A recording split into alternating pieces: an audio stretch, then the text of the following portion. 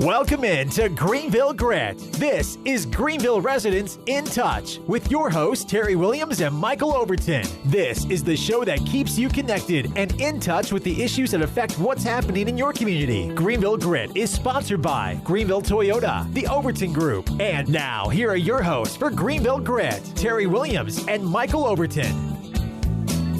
Good evening and welcome to Greenville Grit. I'm Terry Williams. I'm Michael Overton and I'm Dennis Mitchell. All right, Dennis, thanks for coming on with us tonight. No problem. Terry, good to see you Good to see you. always. Thank you.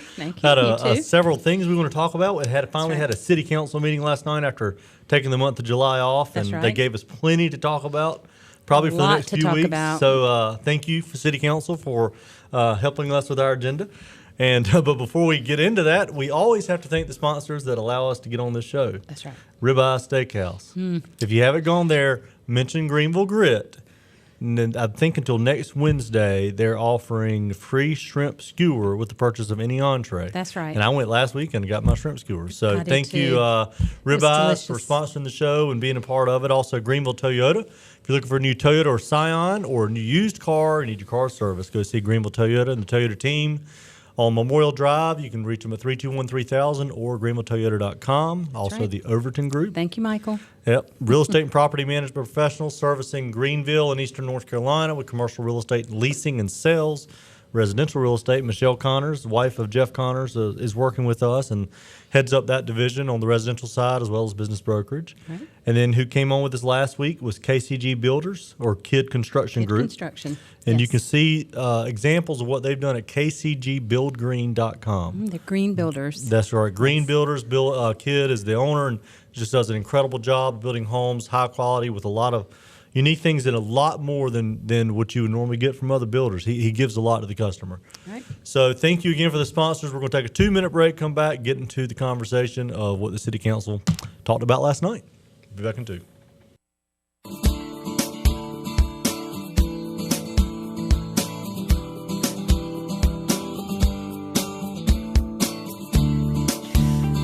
Welcome back to the Greenville Grit. I am Michael Overton along with my co-host Terry Williams and our Greenville Gritter Dennis Mitchell, former council member and expert on all things city council. Expert. Yeah, well, you like to believe that, Dennis. Yes, We'll just I go do. along with you. Well, we had a meeting last night and a lot of discussion, and one of the Greenville residents, Terry Boardman, has been very critical of the city on the vehicle replacement fund. I think it's got around a $7 million balance. There were some descriptions that he gave last night and an email that he also sent out that kind of described how that fund is funded. But I know you got some experience with that. Would you go into to help people understand what the deals with the Greenville Vehicle Replacement Fund and why it's there and why is it so substantial? Yeah, I've been doing a lot of research on this lately since Terry brought it up, and after I finish this schooling, I can get into it more. But the idea of vehicle replacement fund is kind of like a best practices that cities and municipalities all over the nation are using. And the ideal is that the vehicles stop belonging to the departments and they belong to the vehicle replacement fund. So each department will rent the vehicles from the vehicle replacement fund and pay a fee based upon the life of the vehicle, the type of the vehicle, and how often it needs to be replaced, based on some type of formula that most cities come up with, and pay that into the vehicle replacement fund each year at a decreasing rate until it's time to replace that vehicle. So they basically amortize it out. Yeah. I mean, each Or department. depreciate. Yeah. So about the time it's time for me to repurchase that vehicle, the amount of money needed to repurchase is now available in that fund. And that's where I was discussing earlier that I think that Terry Boardman might have been right. His questions of why the vehicle replacement fund is too high. The ideal is that when it's time for me to replace my vehicle, the money is there. So once I replace it, the money is no longer there, so it should zero itself out.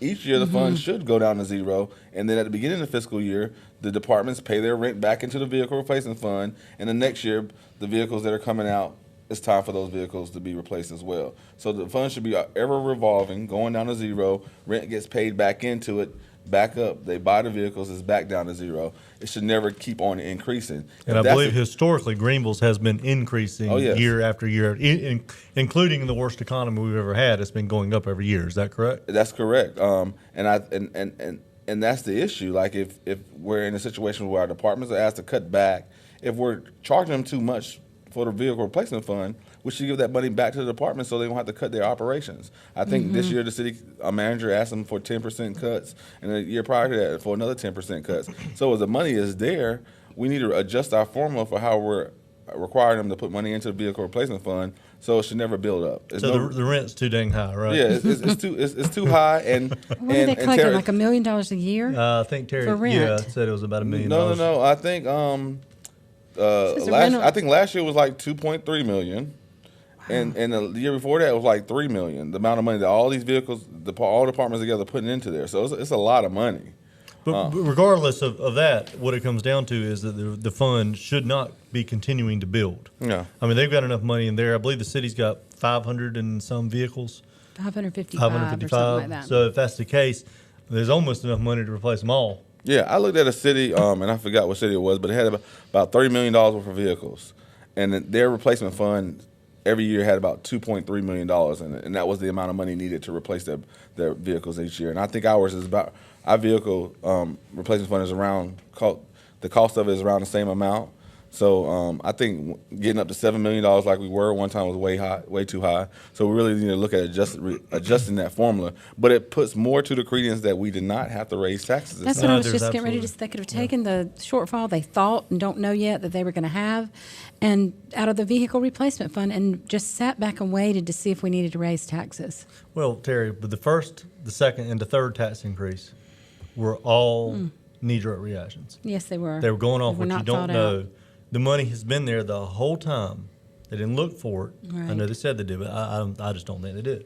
But it's also important to note that with the vehicle replacement fund, if you have all your vehicles on the schedule, each year you know how much the next year is going to cost to replace your You vehicle. got to adjust the formula. So, I mean, it would be Adjust easy it. to adjust the formula, and I'm not so certain that we have ours scheduled out like that. Right. That we might not be following those same best practices. We have a formula. I think with our city, I think we take the replacement cost of that vehicle and divide it out amongst the number of years of life that vehicle has, and each year the department puts that amount of money in there. So I think our formula might be the problem. Right. So last night they voted to replace vehicles, 16 vehicles for the police department.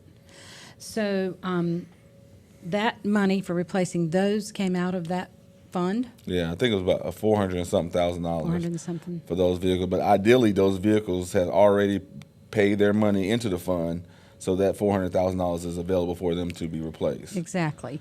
So then they'll take a little bit of that out, and it might bring that fund down. I think once they bring it down, it'll still be about $5 million It's still gonna in be the huge. account. And then they're going to sell those vehicles that are being replaced in surplus. Then that money also goes back into the vehicle replacement fund as well.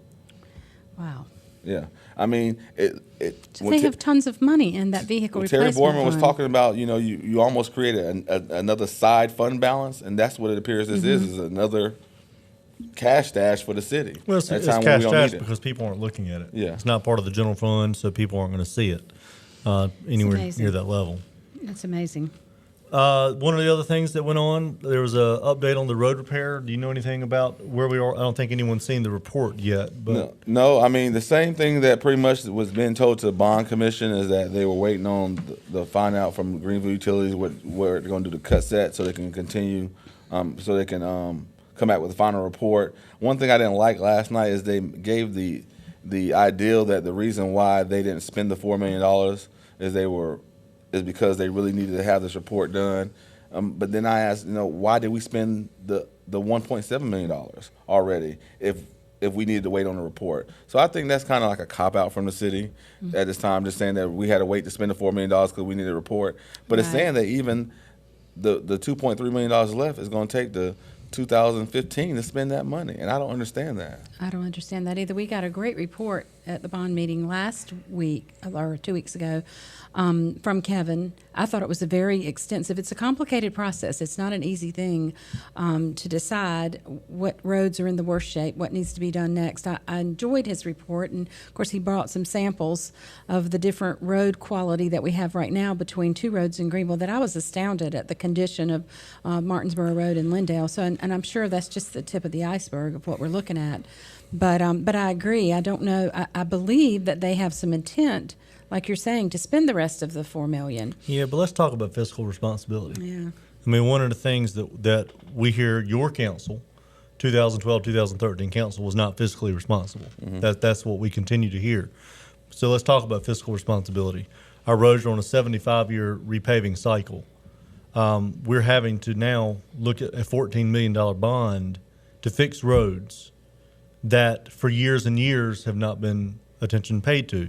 At least your council. And I'm not saying everything you did is great. I'm not all about everything we did was great, but go ahead. Let's don't go there. See, you made me lose my thought, Dennis. But my point is, you at least started something with the $4 million to go towards the roads. And it's frustrating that we haven't spent more than that money now. But what was the vote on the council? Who voted against that $4 million? I mean, Calvin voted against the budget, so in effect, he voted against the $4 million. And it's important to know when you get on the city council, it's like you don't really get to know the ins and outs and details up there. So when we got up there, we found out about the sanitation issue, $1 million deficit, projected to have a $15 million deficit in 2020. We found out about the roads on a 75-year vehicle replacement. 75-year replacement plan. So it's like, we have to address these things. I wish we would have, in essence, ideally put a long-term strategy in place.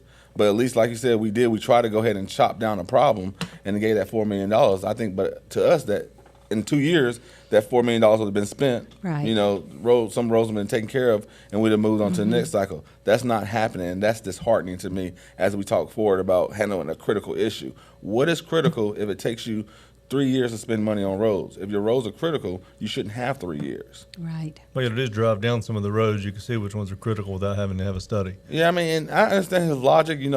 There's some differences. The city of Greenville really doesn't know what's under the ground. Like the case of Lindell Martin's, that it might look good on top, but when you get under it, you might have some other issues. But come on, at some point, you got to say, okay, this road is bad. Let me dig into it. These are the issues. I'm going to fix this road. It's like what we're doing now is we're choosing from the critical roads, of the very bad roads, which one we're going to fix first. Pick one. Right. They all need to be replaced. Right. Pick one. Well, I think one thing that Kevin did bring out in the meeting was that they do have to do some coordinating with Greenville Utilities. And that's understandable. Because they don't want to go in and fix a road, spend $1 million or whatever on a very short length of road, just knowing that Greenville Utilities is coming in 6 months. They've got to do some work, and they're going to tear that up, and we've just spent that money. So I think there is some coordination, but it just, to me, like they've got a plan sort of in place. They do have a plan without the study sort of in place within that department. It sounds like where they know they would like to go first with certain roads, and I'm sure Greenville Utilities has got some sort of a plan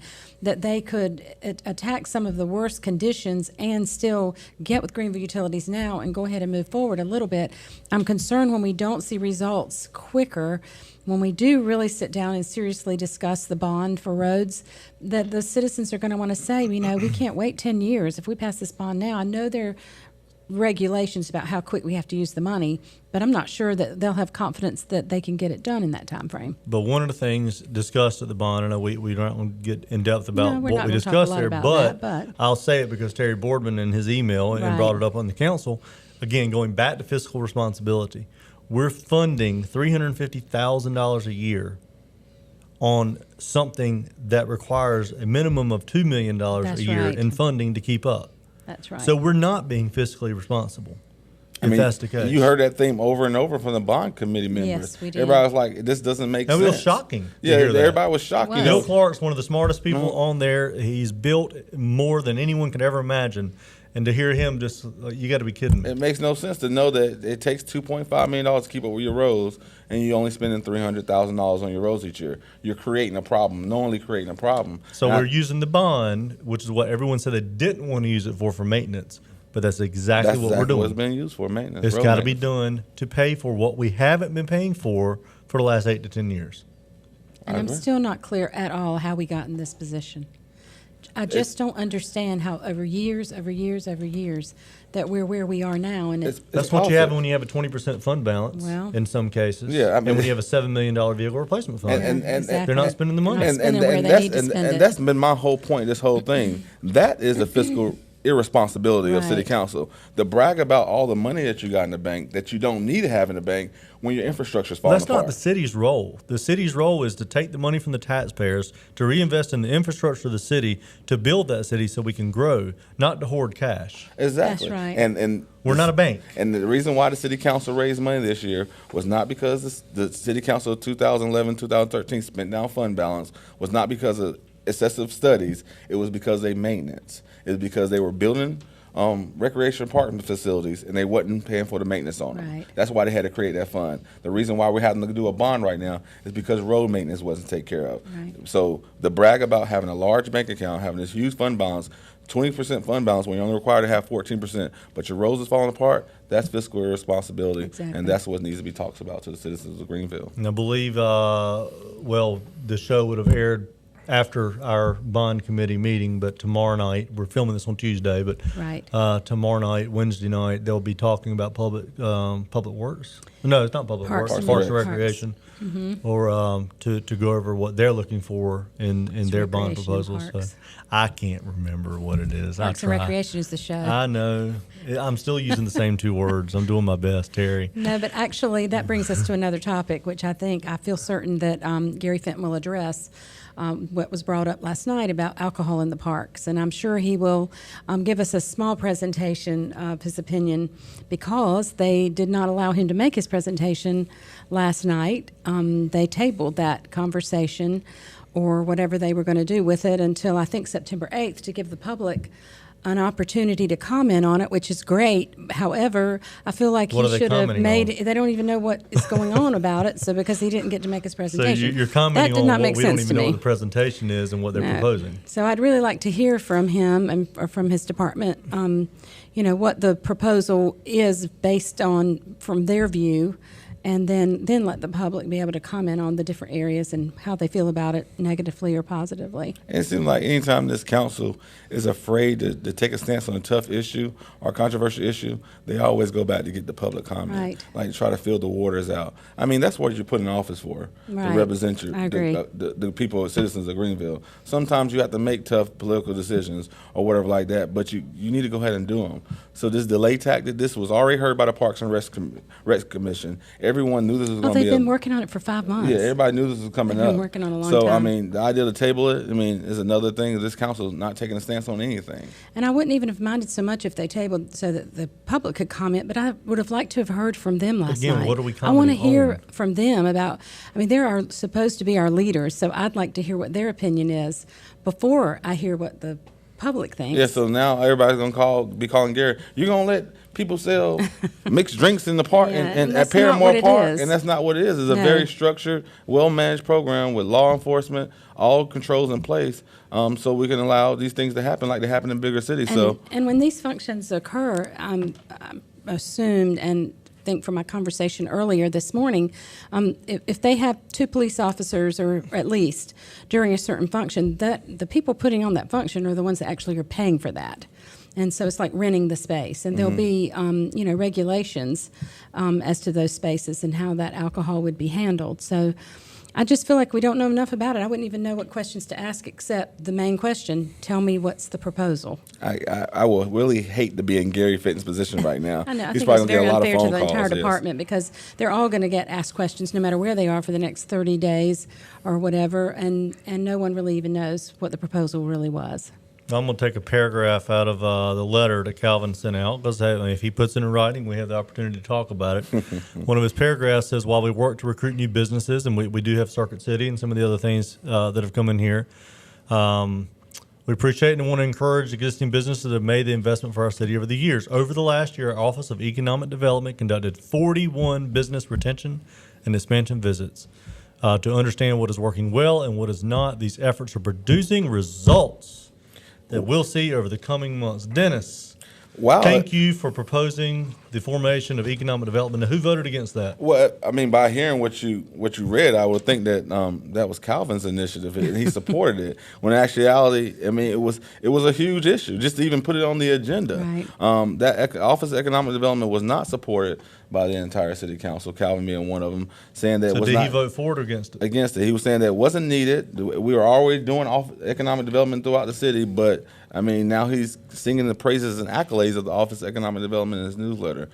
People got to pay attention to the reinvention that's taking place here. Yeah, exactly. This council has not led and achieved any vision. And yet, now they're trying to take. We are how many months into it? 8 months. We're into our 8th month into them having this 4-2 council, which is what they wanted.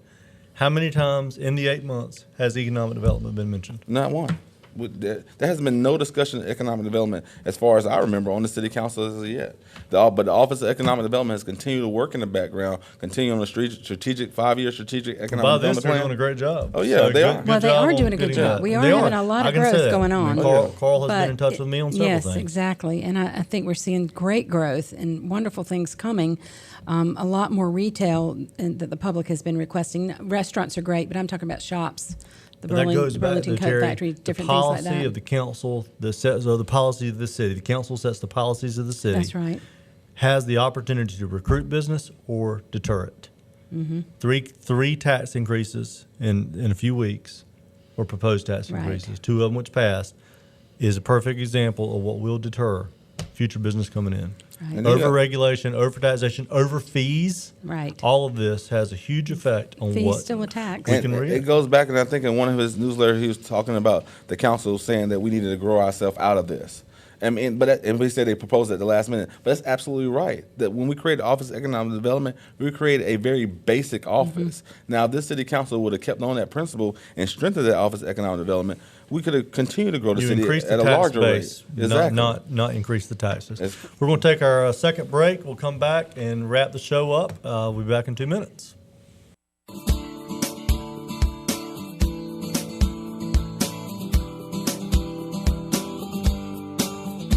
Well, here we go. We're back, and we're up here talking about the hot issues facing the city council. We got a little bit of time left. Let's talk about this retirement community. USA Today, what said that Greenville is did they say we're a good place to retire, or did they not say we're a good place to retire, Terry? Terry, you saw some comments on both sides. What did it say? I actually pulled the website up that they had mentioned called topretirements.com, and they had some great things to talk about us, but a few things were a little disturbing because they did bring out, which we are, a community full of young children. So I don't know why they thought maybe our elderly or retirees, and the retirees aren't always in their 80s. A lot of times people are able to retire in their 50s and 60s, and we do have so much to offer in that respect. But one comment that they made that really bothered me, that when we talk with Chief Aiden the next time, I would like to discuss that with them, is they said we did still have a relatively high crime rate. So I don't know where they got their numbers from. I'm assuming the police department. But that sort of concerned me a little bit. I hate to see it out there in print because I think our police department is doing a great job. And I know we've had some incidents even this week. But for the city, a city our size, it's really, I thought, been relatively lower crime. And that's what he had reported on when he spoke with us in some ways. So What do you think about that, Dennis? Well, I mean, I think the idea of retirees want to move to Greenville, good. That's great. If people want to give us accolades, say we're top retirement community, that's great. But we need to focus on what we actually are. Right. We are a university city. We need to focus on retaining and attracting those young talents and keeping them here to build that job base here in Greenville, to make it a place where you can, a perfect place to raise a family. That's what Greenville is. The goal is if we can get them out of school, keep them here, let them have their career here, raise their families here, they will retire here. Exactly. Right, exactly. I think, it's great to attract retirees to the area. I think Little Washington's a great area. Right. And it has been very successful in attracting retirees because of the water and the golf. But at the end of the day, I'm with you. We've got to build our base, grabbing these students, grabbing the young professionals, the young families, continuing to build things in Greenville that will want them to stay here and plant their roots here and grow old here. Well, they said retirees like to come to us because of our weather and because our cost of living is good. But you're right. We've got to continue economic development because they want to come here and have things to do and spend their retirement funds in Greenville doing things. I mean, we're in a great location, like you said, to go to Washington or the beach or up to Raleigh. But we want our own city to offer the things that they don't always have to leave to go and spend their money and find things to do. Well, talk about public safety, too. You mentioned that was one of the concerns, and that has been a concern. And again, I'm going to give accolades to your council. I know that there was a lot of criticism, including some criticism by current council members of our former city manager and former police chief leaving. But that gave us an opportunity to bring in Chief Hassan Aiden, who has just done a remarkable job. Bringing the community together with the National Night Out and how much community involvement is in that now, but also just the focused deterrence program that he did. But you feel it, though. I mean, the perception has changed in Greenville. Well, we no longer feel the way we felt. But we no longer feel the way we did. I mean, people were scared 2 years ago. I mean, people are starting to feel safe. And this summer, I mean, we normally have summers of balance. This was a pretty safe summer in our city. Well, I think it's incredible, too. The city council could learn something from him. He's implemented his programs and gotten them done quickly. But it's not just that he's implemented them. He is also working with all of the other police chiefs in this county, and the sheriff, and the FBI, and the DA. He's bringing all these parties together, and he's sending a clear message. You're not going to do that in this area. That's exactly right. I mean, so you really have to give a lot of credit to the city manager. She's done some very, very good hires. Well, absolutely. Terry, we got to wrap the show. Yes, we've had a lot to discuss. Again, we need to thank our sponsors, Kidd Construction Group. Visit them at kcgbuildgreen.com. Ribeye Steakhouse, the Overton Group, and Greenville Toyota. Yep. Friday night at 6:30, Saturday morning at 9:30. We look forward to seeing you next week. Thank you for joining in. Thank you.